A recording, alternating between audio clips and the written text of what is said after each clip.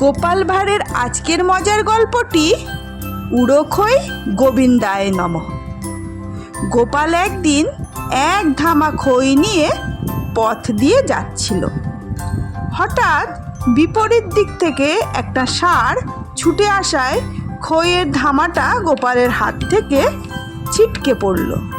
সেই মুহূর্তে এলো প্রবল ঝড়, বাতাসে খইগুলো উড়তে লাগলো। গোপাল দেখলো উড়ন্ত খইগুলো আর কোনো কাজেই লাগবে না, বরং পথের ধুলোয় পড়ে নষ্ট হয়ে যাবে। তাই গোপাল চোখ বুজে ভক্তি ভরে বলতে লাগলো, উড়ো খই গোবিন্দায় নমঃ, উড়ো খই গোবিন্দায় নমঃ। এক পণ্ডিত সেই পথ দিয়ে হন হন করে যাচ্ছিলেন। সে থমকে দাঁড়িয়ে গোপালকে বলল, এসব কি হচ্ছে গোপাল? গোপাল ভক্তি ভরে বলল, উড়ো খইগুলো সব গোবিন্দকে দিয়ে দিচ্ছি।